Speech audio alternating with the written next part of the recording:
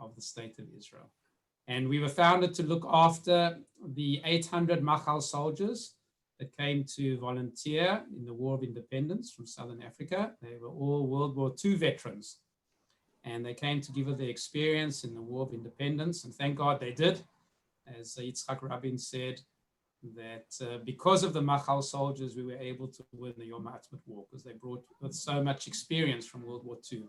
So we were there looking after the Machalnikim. And at the end of the Yom HaAtzmaut War, the South African Zionist Federation said, guys, well done, kol hakavod, now come back home. And lo and behold, a lot of those 800 wanted to stay in Israel. But there was no Misrad HaKlita, and there was no one really to look after them. So the South African Zionist Federation said, you know what, Telfed, continue operating. So since then, since 1948, we've been in charge of the absorption of Southern African Aliyah, now also the Australians. And today we're totally independent. We're no longer part of the South African Zionist Federation, but we bear that name with pride from our humble beginnings in 1948. A bit about the organization that applies to many who are watching tonight. We have a full-time Klita advisor that deals with people pre-Aliyah, post-Aliyah. We have a full-time social worker helping people that are going through difficult times. And Telfed supports over 400 needy individuals every month. So a total of 2.3 million shekels a year.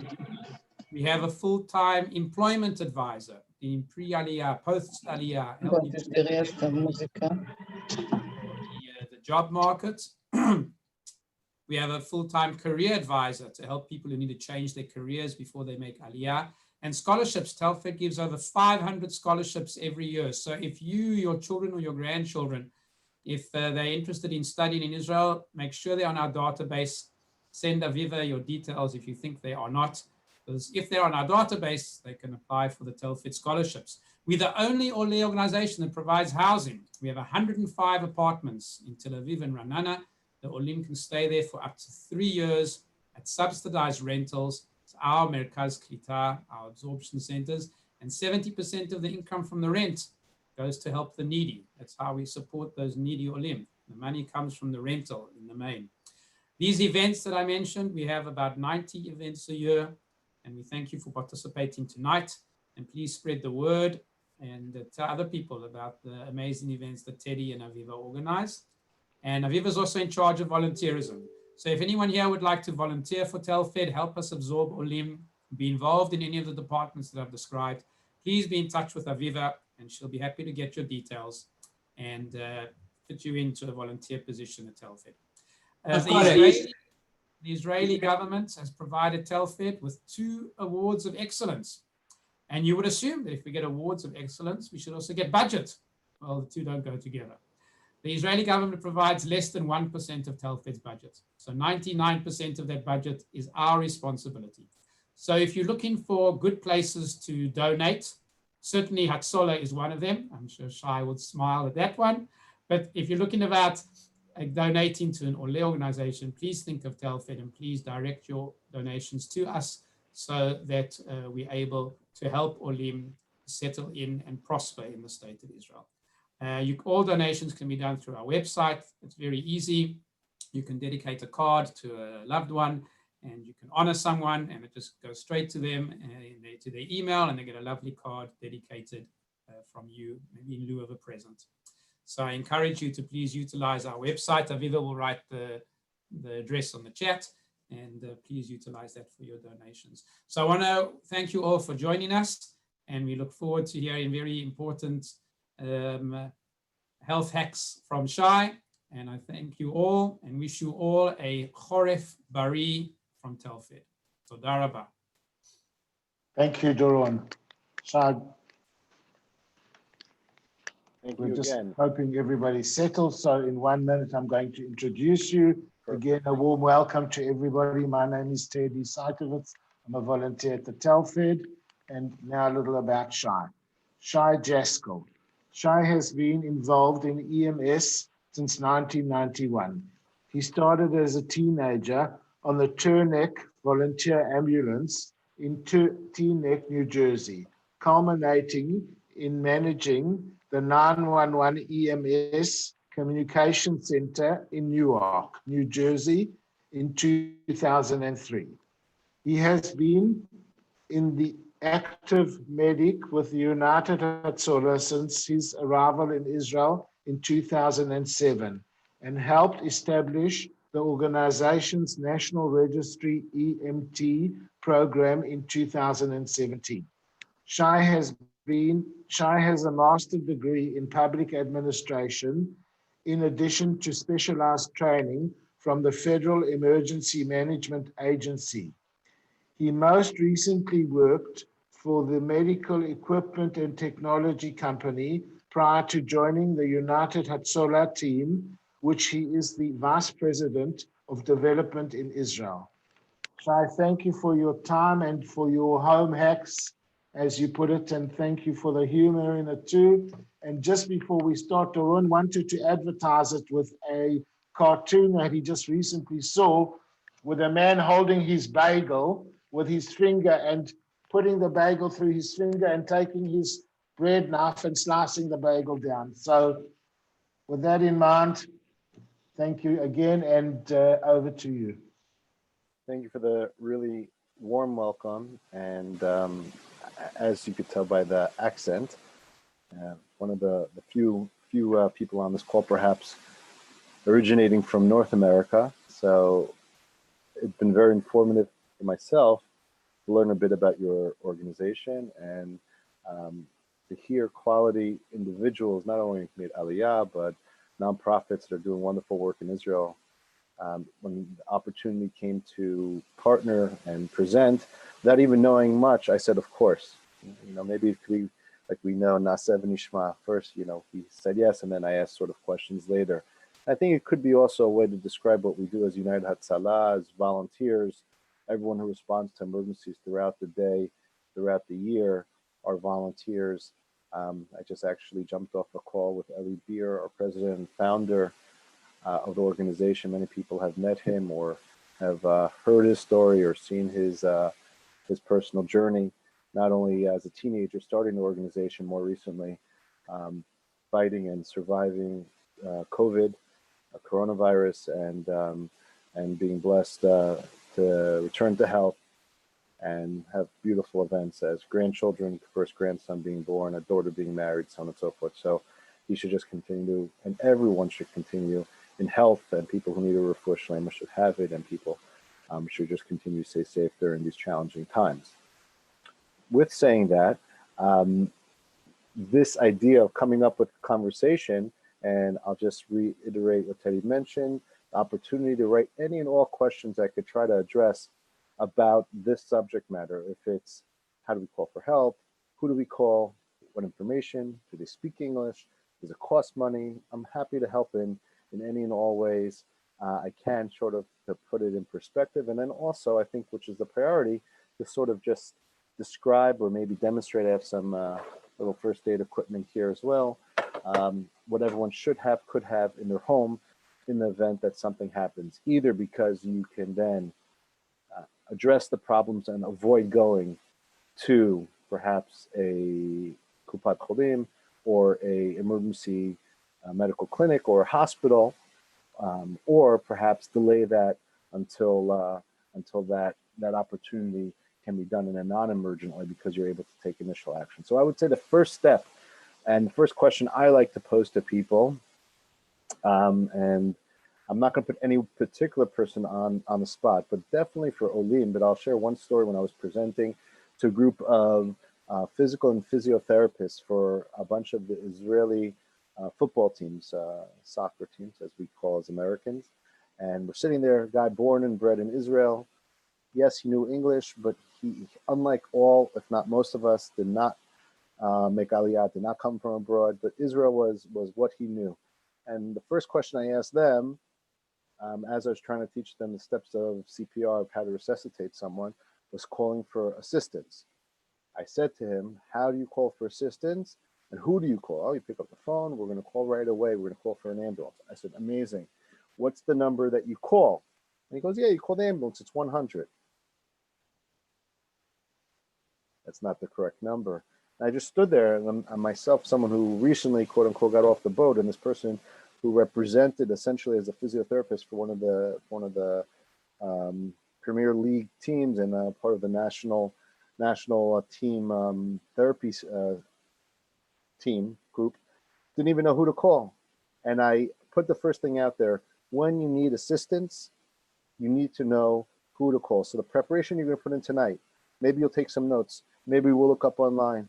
We could also put together some summary notes after this event.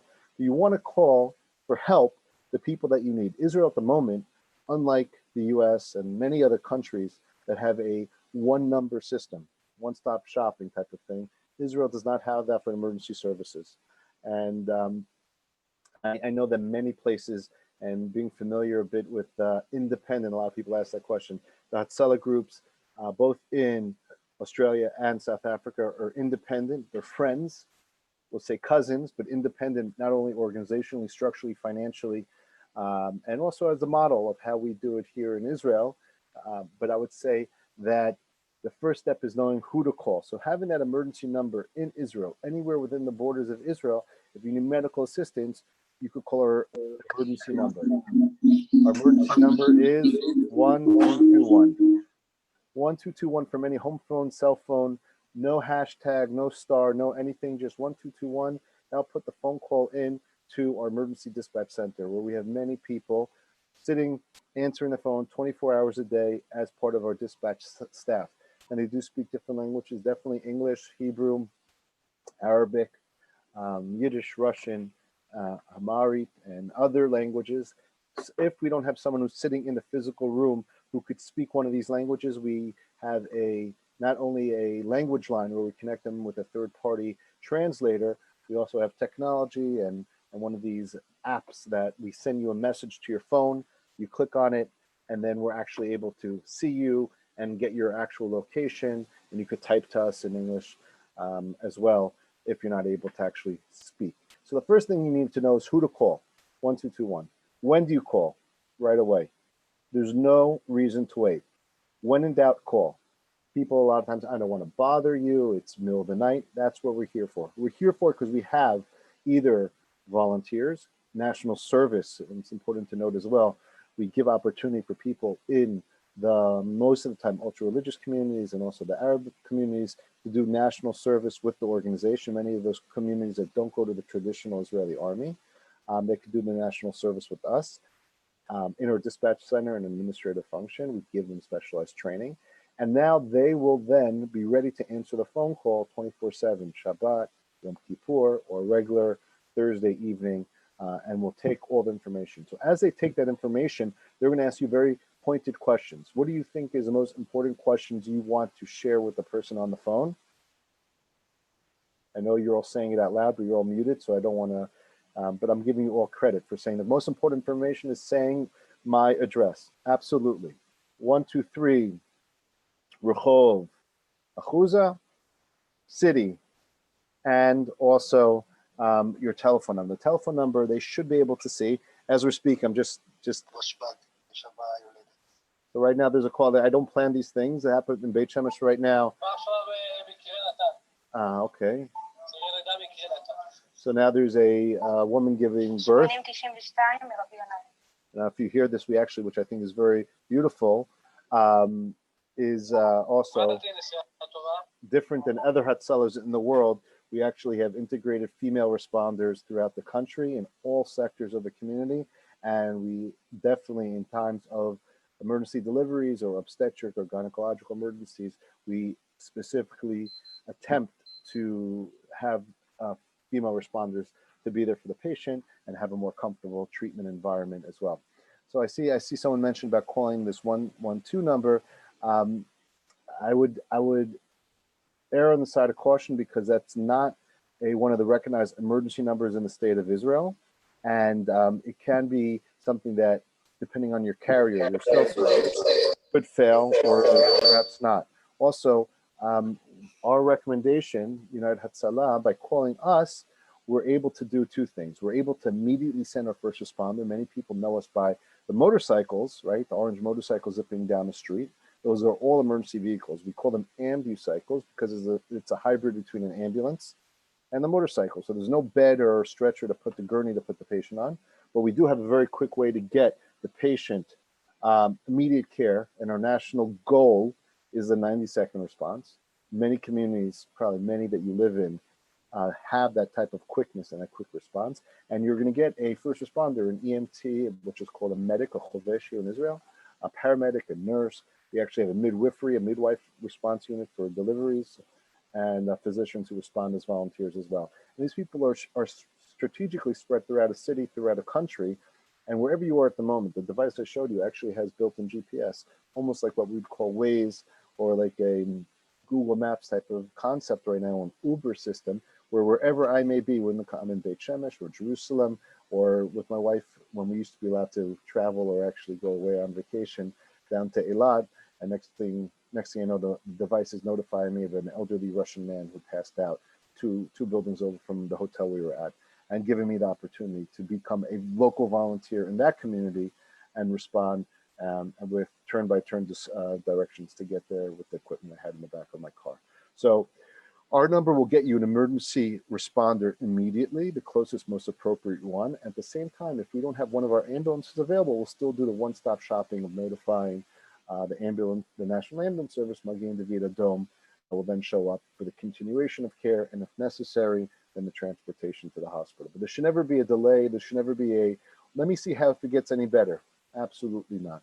We don't charge for our service, our assessment or evaluation. Our response will come immediately from a place of chesed, a place of giving, and that emergency response is going to happen immediately when you call that 1221. And one of the tricks people will ask, well, how do you get there so fast? Obviously, you have 6,000, we say Meshuganas in a good way, crazy people who want to help, but at the same time, having the volunteer Israeli out-of-the-box type of model is something that allows us to get there really quick. And we will not wait till we have every piece of information before we send the first responder. So as soon as we have a street address, and that's why I focus on the location and the address, a lot of times the initial call will come out before we have the particulars. So the first responder is willing to go, but someone has perhaps is feeling maybe a little anxious or nauseous or perhaps a stomach pain, to someone who, God forbid, heart is stopped. And that's really where I would say the diversity of the type of emergencies we come to. All of them are emergencies to us, because the person on the other end of the phone, it's their event that they need assistance in, and there should not be any hesitation, big or small. We're willing, able, and want to come and be there for the community. People always say, "What's United Hatzalah? What's United Hatzalah? What's different than that from Johannesburg and from Cape Town?" And we're talking about United Hatzalah, uniting together all parts of Israel. So one Hatzalah could have a Hasid, guy with big payot, and a secular person, women, Muslims, Christians, everyone together for the common mission of just saving lives within the borders of Israel. Okay, enough about United Hatzalah as from the overview perspective. If we drill down what exactly we want to know to do in the event of a medical emergency. So if I had to put my finger on it, it's not actually me, but the standards of the day, the American Heart Association and all the international resuscitation agencies come back to the same exact point of the most emergent cases are when someone has sudden cardiac arrest, or what we call sudden death, someone who's alive, and then many times, actually statistically speaking, 50% of the time don't even know that it's coming, just feel absolutely fine, and because of actually an electrical disassociation or complication in the heart rhythm, the heart just suddenly stops. So people, and adults specifically, we're talking about emergencies where if someone has sudden cardiac arrest, we want to immediately be able to respond. And that really comes to the next important part of a defibrillator. I know it sounds maybe perhaps a little bit overkill, but next time you go to, I'm going to say anywhere, but at this moment we're not going really anywhere. But if and when we do return to, fill in the blank, a shul, a Beit Knesset, if it's a mall, if it's any public place, there's actually a law in Israel now, airports, that defibrillators are in public places. So we want to take notice of that when we walk into a building, where it is. In the event that we need it, we know where the closest one is. As they say on the airplanes, when we used to fly, the closest exit might be behind you. Same thing, the closest defibrillator might be behind you. And these machines, by law, are allowed for anyone who has basic knowledge or training in a few hours, you can learn how to do basic CPR. It's courses that we offer also to the community. And with that, you also learn how to access a defibrillator. The machine will actually talk to you, tell you how to apply it. The machine acts as the interpreter of the heart arrhythmia, the heart rhythm. And if it's a particular one that happens often, right away, and we're talking about 80% of the time, adults who go into sudden cardiac arrest, often, or 80% of the time, their initial, or there's a period at the beginning where the heart rhythm is in need of that electric shock. So if a individual is able to immediately notify for help, someone just again 1221, 1221, no star, no hashtag, no anything from any Israeli phone, it'll get the direct dispatch center. I'll just, you have to make sure it's an Israeli SIM card. So if you have visitors, family, or friends that are coming from abroad, that 1221 with an international SIM card, that's a different story. But not to complicate things at the moment, since we are individuals who live here, 1221 is the number to call. You say, I live at 123 Achuza Street. What is the problem? Grandpa, uncle, whatever, is not moving. He doesn't seem to be awake. I can't wake him up. And they're going to start asking a lot of questions. As they ask you questions, help is on the way. If we're in a public place, a defibrillator is something we want to look for.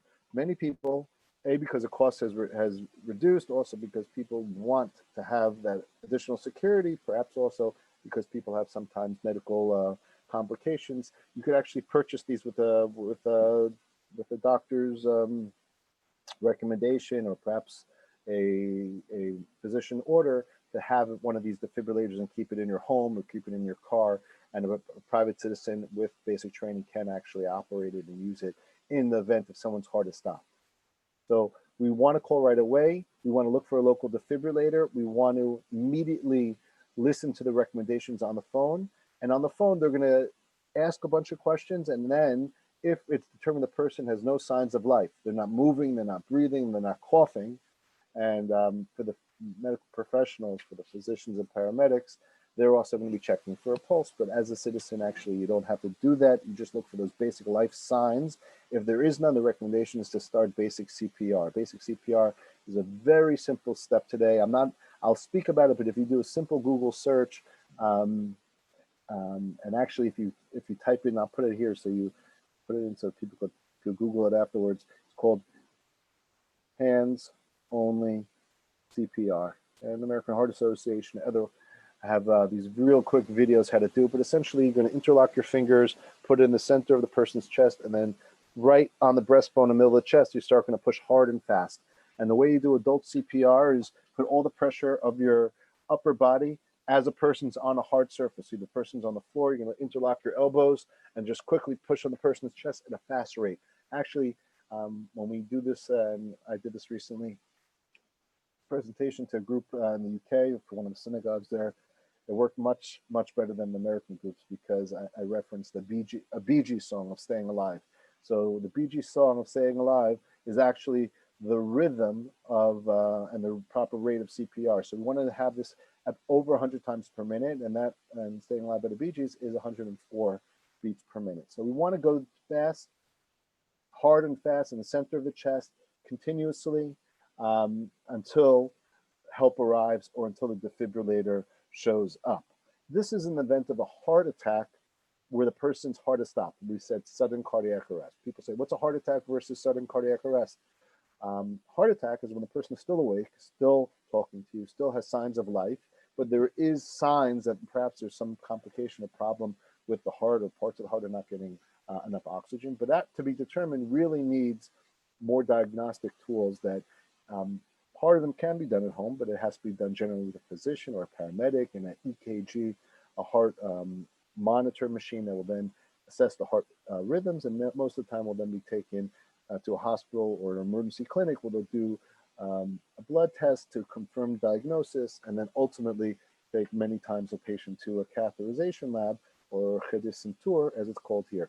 I'm not asking anyone on the call. I know we do have a physician, and perhaps she is a cardiologist, interventional cardiologist, that does this professionally, but that's a very specialized skill set, where we would expect from the average individual or citizen or resident of Israel in the event of an emergency to immediately access help. If the person's awake and talking, we don't want to delay. There's a concept of time equals muscle. The longer that we wait and don't call for help, the worse the situation can get, and heart muscle can die because more time has passed. If I told you how many times over the years, both in the US and here in Israel, that I've heard people say, oh, the person wasn't feeling so well yesterday, I figured they'd be okay if they slept it off, and in the morning they would do better. And many times for that person, there is no morning. Unfortunately, they pass away during the night. Or if they are, the situation got worse, there's further damage. I actually have someone who is a physician, and we all know people in the medical field many times make the worst patients. They were coming to Israel, and they weren't feeling wonderful before they even got on the plane, but they flew anyway, and they were feeling so bad that the plane wanted to divert and land over Europe, and he refused, and then ultimately got to Israel. And that delay of time actually increased the damage that this person had to his heart. So when in doubt, call for help, I'd like to say. And many times it could be nothing. I love when it's nothing. When I see people afterwards and they find me afterwards, because I'm living in a community of people, hey, I don't remember taking people to the hospital or treating them. And they say, it was nothing, it was indigestion. It makes me so happy. But for that 1 out of 10, 1 out of 100 cases where it's something, immediately the number, immediately having the person, if they're still awake, sit in a comfortable position. Not that many of us wear ties anymore, but we want to open up anything that's tight. Have them in a reclining position. Do not give them anything to eat or drink. That's a good tip. Why? Because if this person passes out and now they're unconscious and they have fluid that they just were trying to swallow, now it could pool in the back of the neck, they could choke on in the throat, they could choke on it. And if in the event that they need to go to the hospital to do any advanced procedures in the hospital, when there's fluid recently taken in, it could complicate. I remember there was one, there's another call. Here we go. Let's see where this call is. I don't stage this stuff. Let's see what it tells me. Another call that just came in. I'm not messing around with you. This is literally on my street. It's I have a friend who lives on my street who's a paramedic, who's also a medic. I just want to see if I have the number of where it is, making sure it's not my building. This never has happened from all my presentations.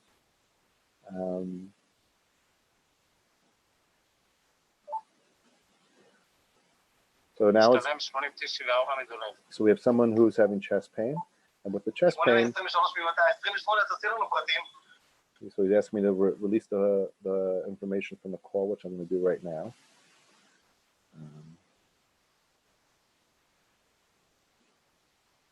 I apologize for the delay. We're going to do this in real time, but you'll see how quickly someone's there. Within 30 seconds, someone's going to be there. And it's down the street, 2 buildings over. The 72-year-old individual having chest pain with a cardiac history. And I'm just going to tell him right now. Sheva, Nachamata Sheva.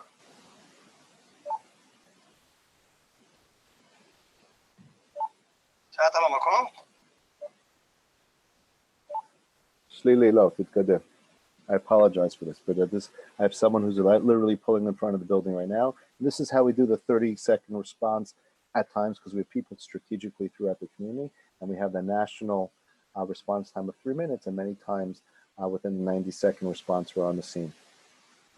So calling for help, not waiting.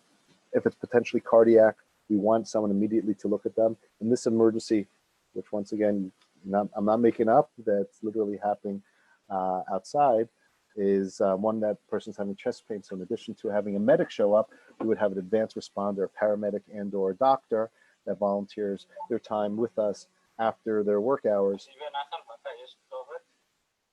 And with that, they're able to provide advanced care prior to the ambulance. So the ambulance might be delayed because obviously coming from a station or coming from a vehicle across town can be a challenge. Is definitely a problem. But if you have someone who literally comes 2 buildings over, which my neighbor Tzvika just did, It's so powerful and immediate, and now he's already rendering care with oxygen or aspirin, or perhaps advanced care as well. Next item I want to speak about is if someone's choking. What do you do if someone's choking? So we'll come to the same tenets that we spoke of earlier. Is if someone's choking, this is considered the universal sign for choking. Probably, if it's a universal sign for choking, probably does not mean any Israeli is going to do it. But assuming that they would do it, this is what we would take notice of. But someone who cannot talk, breathe, cough, those are the people we want to assist. I had this other, I know this is going to sound crazy, but Teddy, you could tell me no. Teddy, I'm giving you the option to tell me no. I'm going to put.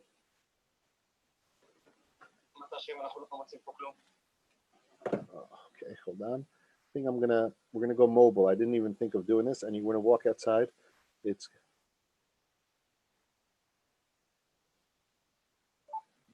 Sheva Koma Karka Dira Tesha.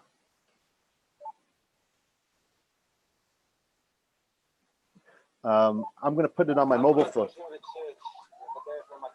So right now, we're gonna walk outside and you're gonna see how this develops in real time. I think it's gonna give you a very interesting perspective how this occurs. But calling for help, if someone's choking, we want to immediately say to them and ask them, are you choking? Why would we ask them if they're choking? Because if the person's able to talk to us, we know they're not really choking. The person who can't speak, cannot cough, cannot expel the object on their own, that's what the concern is. If the people can't expel the object, what we're gonna do, go ahead and try to render care. What is the care? Don't worry, you're losing me, but you're gaining me at the same time.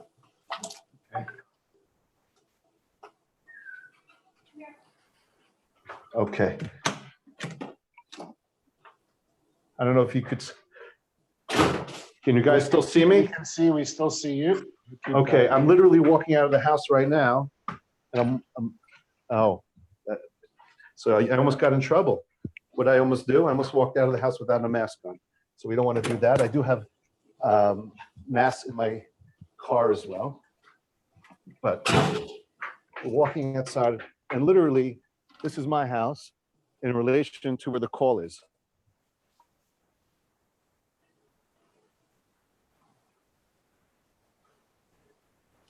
Shai, we seem to have lost you somewhere.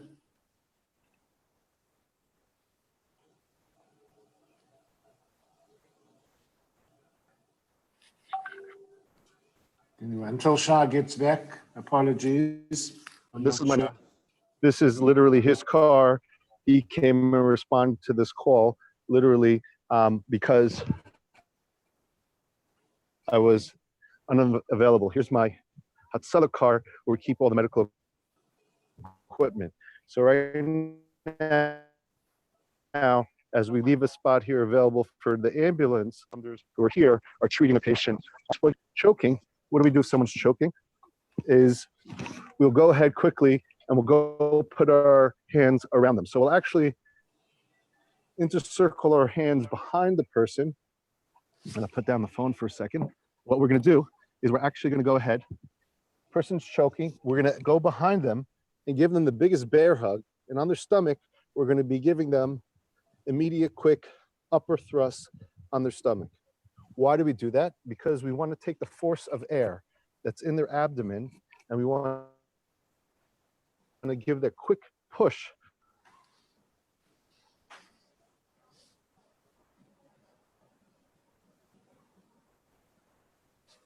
Shai, unfortunately, the internet's not too strong out there and we don't hear you so well. But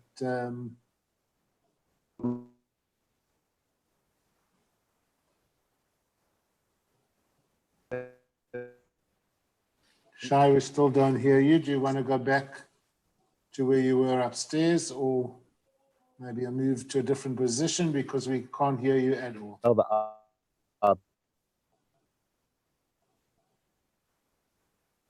That's why time.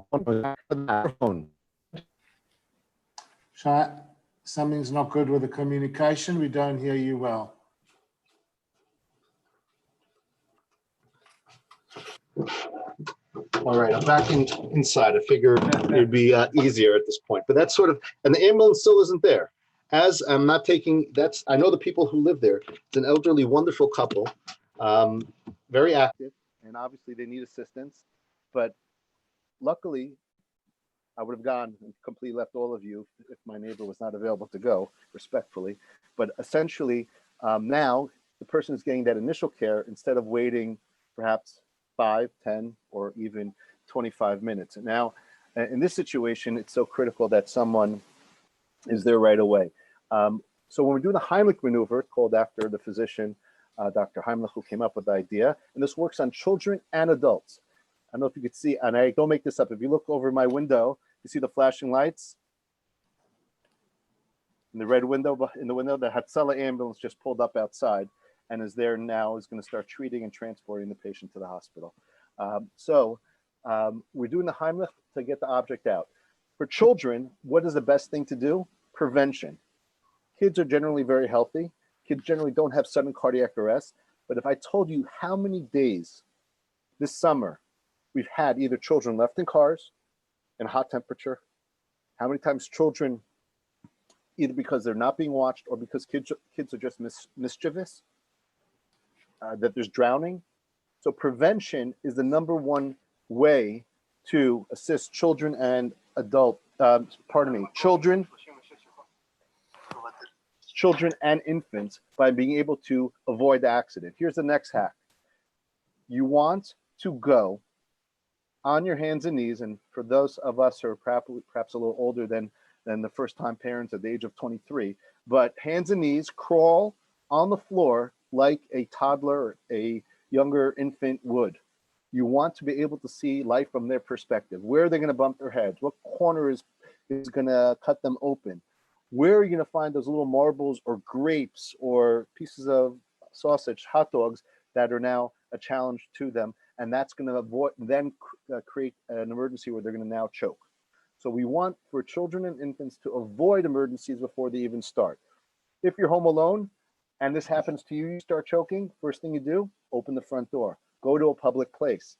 So if you're in a multiple story or building with multiple residents, you come outside and hit your next door neighbor's door. If you live in Caesarea and you might need take a golf cart to drive to the next resident, that might be a little bit more challenging. But for most people, either walking out to the street, finding a neighbor, and not being locked up where now you're going to pass out, and now not only will the ambulance or the Hatzalah members will not be able to get to you, now you have to wait for the fire department to come, to break in the door, to get to you, and those critical moments have now passed us, unfortunately. So prevention for children and infants, adults and children above the age of 1, you do get behind them on their abdomen, above the belly button, the umbilicus, as we call it, below the ribs, and we do that repetitive type of motion. This is something that we teach in our basic CPR class. And if you're not able to get the object out, you continuously give those thrusts on the abdomen until the object does become expelled. Now, what do you do if there's an infant? It's a combination of hitting the baby up to the 1 year of age on the back between the shoulder blades, and then pushing with 2 fingertips in the center of the chest. This is up to 1 year of age. And we do that because the abdomen is not going to get the right airflow to pop the object out. And this is, once again, for emergencies where someone has a foreign airway or potential foreign object airway obstruction. What do we do if the person, child, adult, was choking, now they're not moving, now they're not responsive at all? We go back to those initial steps of doing CPR, center of the chest, and for the adults, which just happens most of the time, 2 hands in the center of the chest. Children, younger children, we can use 1 hand, palm on the center of the chest as such, or infants up to 1 year of age, 2 fingers. This is all taught in the actual CPR class or resuscitation class. That's not what we're here for. The hacks are more important. So calling right away, opening your front door, doing your prevention, perhaps having a little kit, not giving someone anything to drink, once again, because that could lead to, if the person then gets more serious and passes out or goes unconscious, now you're not able to then treat them properly because now there might be fluids flowing freely up in the air space, and also in the event of hospitalization and or advanced procedures, sometimes if there was fluid or food taken in the last period of time or an unknown period of time, instead of doing a very simple or more simple non-invasive procedure, they can't do that because of the complication of the unknown status of anesthesia and what can be done. So unless it's a particular emergency that perhaps would be a diabetic emergency, that person definitely has diabetes, they definitely have low blood sugar, and the physician or explained that they should be taking a sweetened drink like a juice and such, and only if the person's very awake. And all other events, I would avoid giving any fluid initially to the person. In the event that we're talking about other type of emergencies, aside from these critical ones, I would say we have the heart attacks, and we have something called a brain attack or stroke. A stroke is essentially similar to what a heart attack is, but up in the brain. So either part of the brain is not getting oxygen, part of the brain is perhaps there's a vessel that burst in the brain. There's no way for us when we're there to see right away that it's one versus the other. What do we want to do? Take immediate action. What are we looking for? The person who's confused, who has a facial droop, one side's down while the other one's moving, someone who's slurring their words, someone who's not able to have move one side of the body suddenly, and we want to take initial action here. Why? Because the first critical hours allow some of the most amazing type of medical procedures to be done in the hospital. Us as medics, there was an emergency just yesterday. Beit Shemesh, there was one emergency where there was 5 people that were actually injured at a construction site. One of them was critically injured. At the same time, on another part of the city, someone who was working on the Dut Shemesh got injured and now had to be rescued by the fire department, had to come in and put the person in the basket. I'll show you. And I was at that emergency all at the same time here. Where is that? That's last evening as it was getting dark. But we had medics up on the roof here. You could see there's my Hatzalah car, and we were up on the roof treating until the fire department came to take them off. Why is this so important? Because we're able to treat, stabilize, and if it was an emergency like someone having an allergic reaction, we carry EpiPens. Someone who perhaps is having a heart attack, we give them aspirin right on the spot. And if someone who perhaps is having a brain attack, we need to understand it because we can notify the neurological neurosurgeons, neurologists at the hospitals to wait for the patient. Either we could take them to a very particular hospital. Each region has ones that are identified as ones for those cases. And now certain procedures as doing sort of a catheterization as they do to a heart, they actually do it into a brain, and in many cases can minimize damage. So we want to take be a good detective, get some good basic information, but don't delay the assistance of calling for help initially prior to getting all that information. A lot of times I find a lot of my friends, colleagues who are physicians, a lot of times when they give you a hafnaya, they send you to a hospital, they have to have everything written down and typed out and handed 100%. But that doesn't mean you can't call for help prior to everything being ready. So don't feel as someone who might have to call for a loved one, oh, I didn't put on their shoes, or they're not dressed properly, or I don't have all the paperwork together. Don't worry, call right away, use the number, we'll get there, we'll be there. And I'll use one example. Recently, I have a friend who's a volunteer, husband and wife tag team. They responded to the emergency. They were treating the patient, and then now the child was going to be home alone. So when one volunteer went to the hospital, the other volunteer stayed in and babysat and stayed with the child until childcare, until the spouse was able to get home. There's a young man, he's a photographer, Yechiel is his name, he's from Jerusalem. He responded to an emergency. It was recently during most Chagim, and a elderly person had a blood vessel that burst in their leg. And with that, it ended up being a lot of blood. Came, stabilized, put direct pressure on it, raised the leg. That's another hack as well. You don't even need all the medical equipment. The first thing you do if someone's bleeding, you put direct pressure. And it would be either your hand, you actually could put your hand on the area that's injured, or any type of clean towel or cloth. If you want, I could show you all my pre-Shabbos laundry I'm trying to get done here. Take any towel or cloth and put it directly on the wound site, hold it and elevate it. Those are the biggest things to do right away. But what did he do? He's a very special young man, Yechiel, and I offer as a group, actually, hopefully as the world will get back to normal at a certain point, or to have you as a group, that could help to come as a group to United Hatzalah and see our headquarters on a field trip and seeing everything I'm describing to you more in person is something we could definitely do. We'd love to show you. I saw Les was on as well as a friend and a supporter. Him and his family are close friends of Ellie's and the organization. Does wonderful work for us year after year. Because as was mentioned previously, we also do not get funding, single-digit funding by the government. Everything is by philanthropy, by personal donations, and individuals in Israel and abroad who support the organization. So open invitation, either as a group or individually, you can reach out to me. We do have the opportunity for people coming with their personal family, spouses, and such. Back to my story with Yechiel. What did he do after the patient was taken to the hospital? He stayed and cleaned the apartment, sponged the apartment, cleaned the floor, because the spouse was another elderly person who wasn't actually able to get out of bed, was an invalid, was someone who was not mobile. And instead of just leaving this home 3 a.m. with blood literally wall to wall, he took the time to do sponge and clean. I've asked him to come to my house and help me do sponge. He still has not offered, and I'm not going to do the bleeding thing to get him here. But if I had to recap, we're your neighbors. We're people, many times, most of our volunteers are not medical providers. Our people are not people who went to medical school. Yes, we have some special, I would say about 500 of our 6,000 volunteers, 500 or so. Is it hard for you to hear, Teddy? Are you able to hear me okay? I hear you okay. I can hear you as well, but somebody Okay. else has written in the chat. Okay. If you could turn up your volume, but I hear you well. Okay, so about 500 volunteers are actually in the medical field: nurses, midwives, paramedics, and physicians. Majority are not. People who work in high tech, people who are homemakers, people who, a lot of times we find people have second careers. And one of the nice things, and I'll put another pitch there as well, there's nothing that makes me happier taking someone who's an Oleh, an Anglo, who's come from somewhere else, come to Israel, and finding a way for them to reinvent themselves or give back. Perhaps they're working part-time, perhaps they've retired, or young retirees are very fit and very available to assist.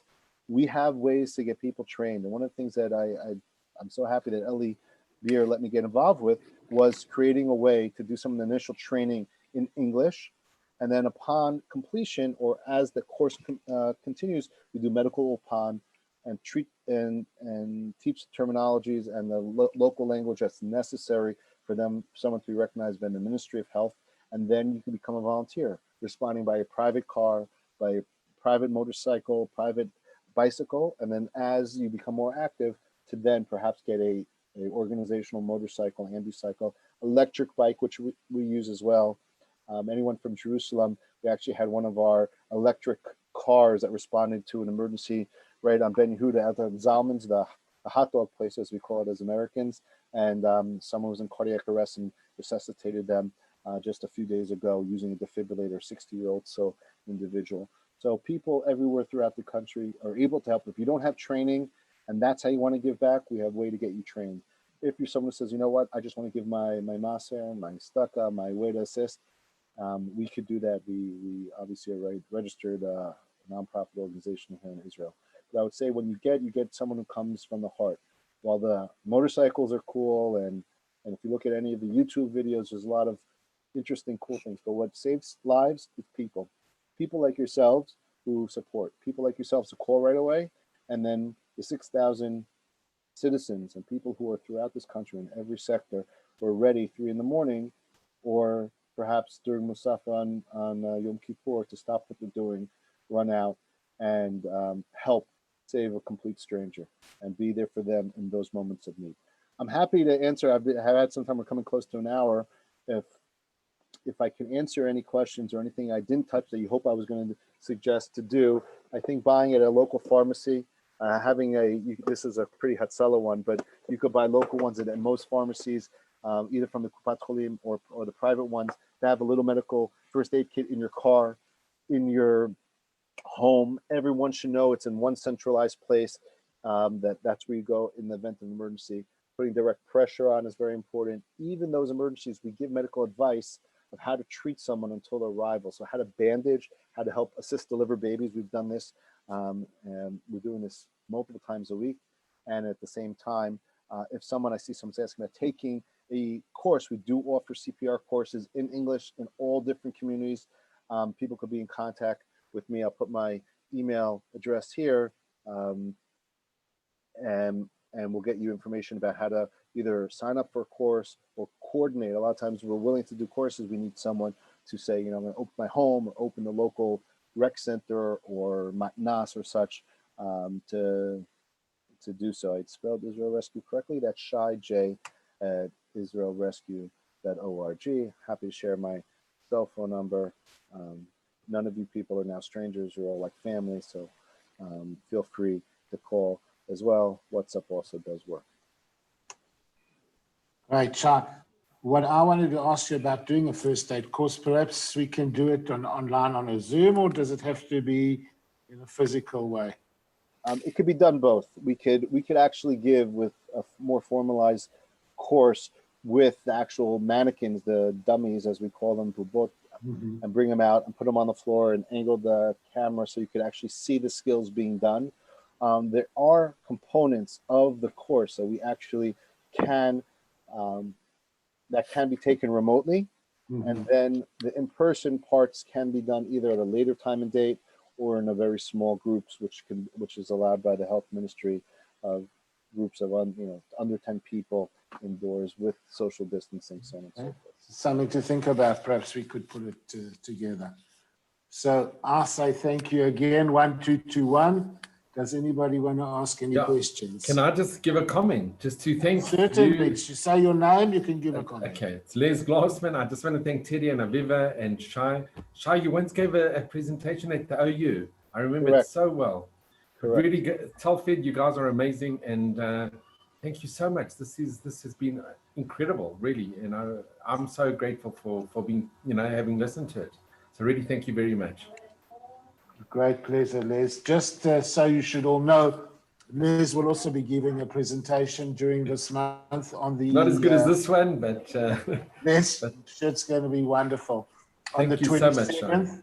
And Les will be speaking about representing Israel in Indonesia, a philatelic journey. So I look forward to that as well. Thanks, Teddy. Thanks so much. In the meantime, if we can go back to Shai for one more second and ask anybody wants to ask him any more questions. Yeah, hi. Hello. Hello. Hello, Hi. say my name and please ask your question because we don't see you. My name is Stanley. Can you see me now? Not well, Stanley, but...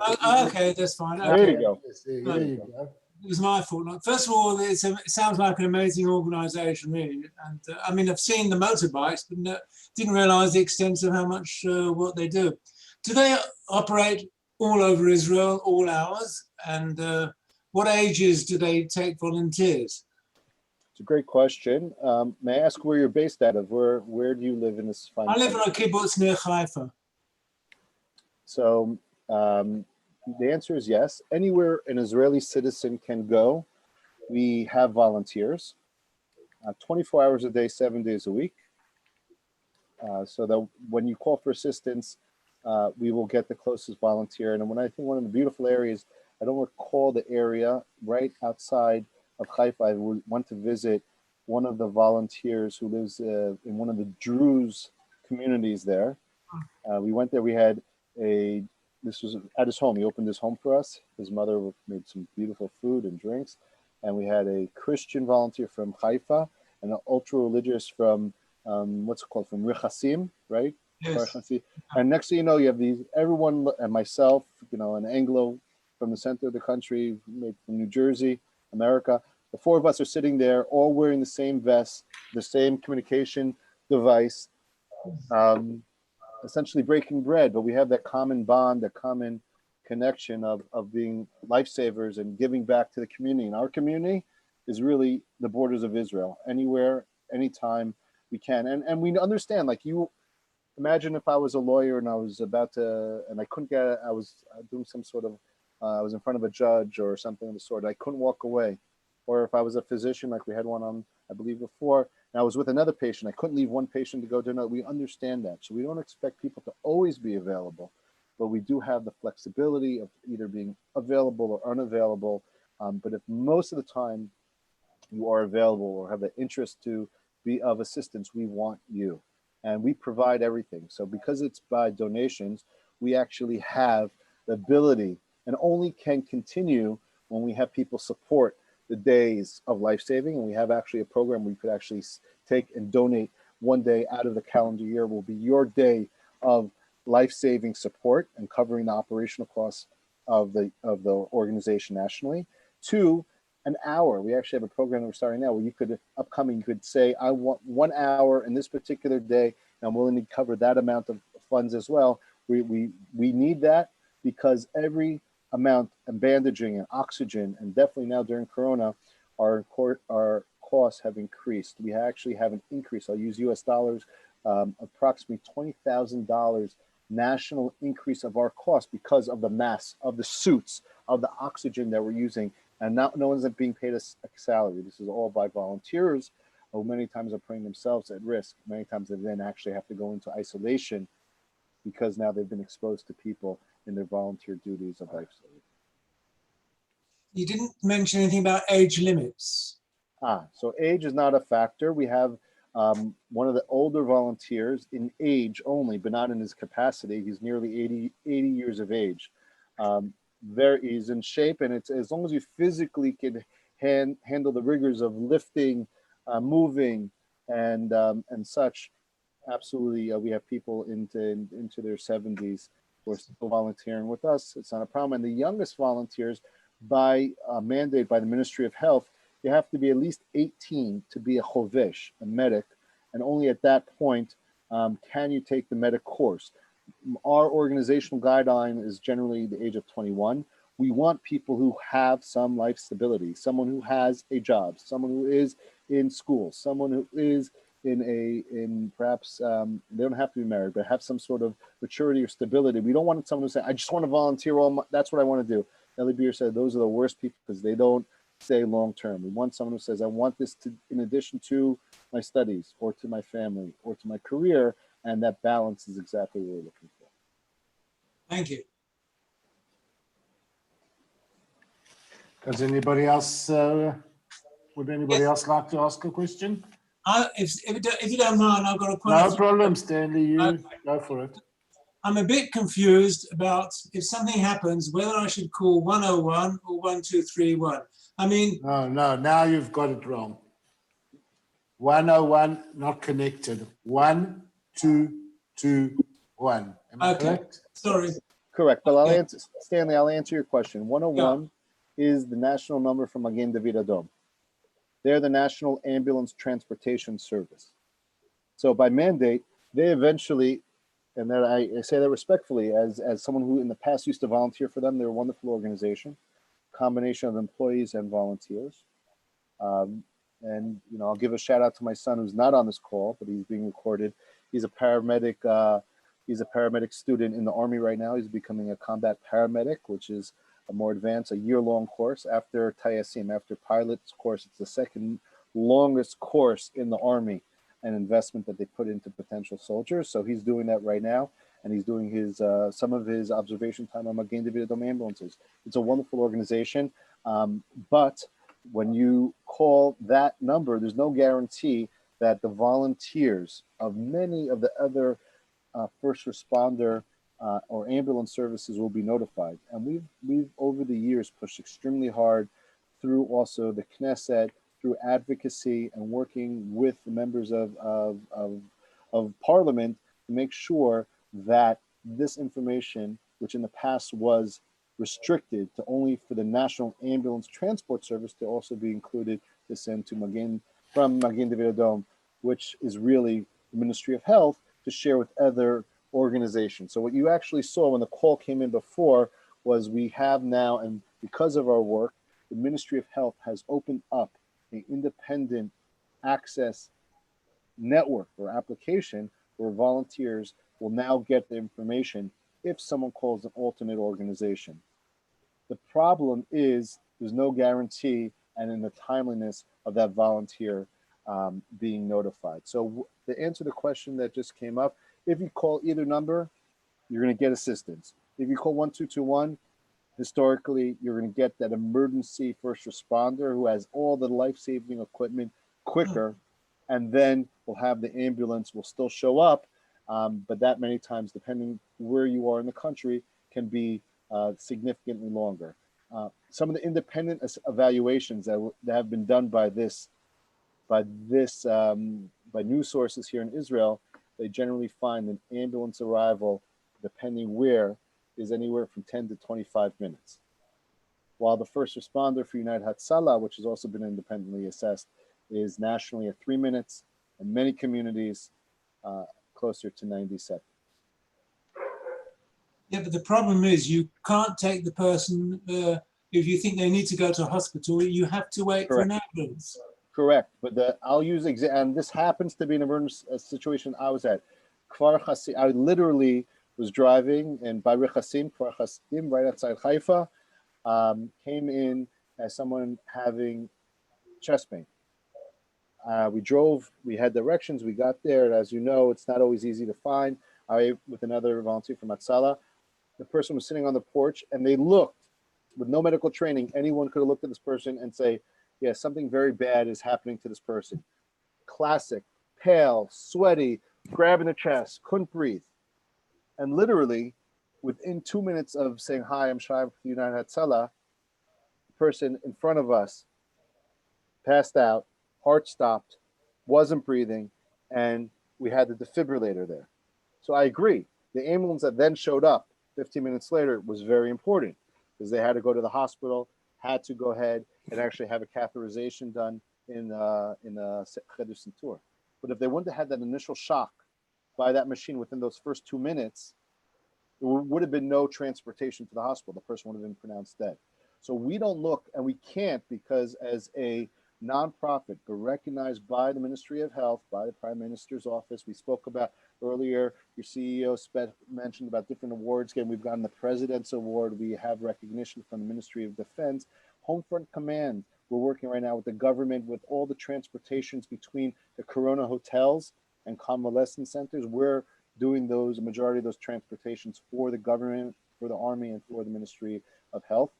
But we can't create and correct a problem with the independence nonprofit status that we have. We don't bill anyone for our service or any treatment or any medication. So unlike the ambulance service that ultimately will take you, there will be a bill given for every single person that may be covered by insurance, maybe partially, maybe not covered. So we can't correct the health system of the state of Israel. But what we can do, and Eli, as you can use all those cool technical terms of social disruption, innovation, Israeli chutzpah, all are applicable, but essentially thinking a little bit out of the box and saying, how can we have good people with some relatively inexpensive solutions? So instead of buying an ambulance that could cost perhaps 400 or 500,000 shekel, I could get something donated for a fraction of that cost that the person can then take with them to school, shul, university. We have a gentleman who's a professor and lectures full-time at one of the universities. He has a motorcycle with him. And he literally takes it to and from university, and then he lives in Tel Aviv, and he takes it home with him. And when he's available, he's responding throughout the course of the day. And we want people to take it to their synagogue for tefillah, or to go out to shopping at the Makolet. And we have solutions for every community. So if it's an electric bike that is more applicable for a yeshuv or moshav or kibbutz situation, or heavy duty, big powerful motorcycles that could go on the main highways, Jerusalem Tel Aviv highway, or Kvish 6, the intercoastal road, I don't know what they call it, coastal road. But the idea is that the solutions exist at a fraction of a price by thinking out of the box and thinking of the volunteer doing the God's work with a partner supporting or funding those vessels to go ahead and save lives or treat the patient. But just to follow up on that, are you saying that we should also call the ambulance in case you need one? We'll do that. We'll take care of that. I see. One-stop shopping. So if the person does need to go to the hospital, we are going to, okay. We don't delay as required and as an agreement with the Ministry of Health. will automatically notify the ambulance. So in the emergency that happened right outside my window here just a few moments ago, we had our ambulance in service in the neighborhood. So they responded right away. If the ambulance was not in service, because majority of our communities don't have ambulances of United Hatzalah, we'll send the first responder, send a paramedic, physician, or medic, and then notify Magen David Adom to send the transport vehicle. Many times by the time the transport vehicle shows up, the person has been treated, stabilized, and if it's not deemed necessary for them to go to the hospital, they could then follow up with their own physician. They could go ahead and stay at home. They could go, but obviously if it's life-threatening or potentially life-threatening, they're in that ambulance and going directly to the emergency room for care. That's very good. Okay, guys. Can I just ask one further question? One more question. Okay, That's your sorry lot. to keep you late. Okay, no, well, I'll get my manners there. That's okay, Stanley. Okay, so to summarize, we can always phone 1221, whatever the problem is. Is that right? Absolutely nothing is too small or too trivial to call us. We'll automatically respond, and we will get there rapidly. It's a play on words, but I'll do it because I've heard it shared and it resonated with me. Someone once asked the question: what's the average response time between? What's the difference between United Hatzalah and Magen David Adom? Well, there's many, and both organizations are great in their own ways. The best short answer is, what's the difference? 15 minutes. You know, you said that you shouldn't give liquids. Can you give chicken soup? Nothing. I would give nothing. I would give nothing. All right. I am a fan of chicken soup. I'd like to make it myself, but yes. Good All right. question. Okay. Nothing at all. Okay. So once again, Shai, thank you for all that wealth of information and what's best to do. I think that everybody's done. I don't know if anybody else has a question. Now's the time. If not, thank you all for joining us, and we look forward to seeing you at one of our next events, and wish you all a Shabbat Shalom. I just want to say thank you so much to Shai on behalf of Telfed. I mean, I know I learned so much from this important talk, so thank you so much, Shai. Okay. This is the first time in any of my talks that there literally was an emergency out the door, and then I went live mobile to see the responders in real time. So thank you for giving me the opportunity to do that as well. There you go. Thank you for all the amazing work that you do. Amen, amen. Likewise. Shabbat shalom. Good night to Thanks all. everyone for joining us, and we'll see you, please God, at the next event, and wishing everyone a Shabbat Shalom. Thank you. Bye, Ratov.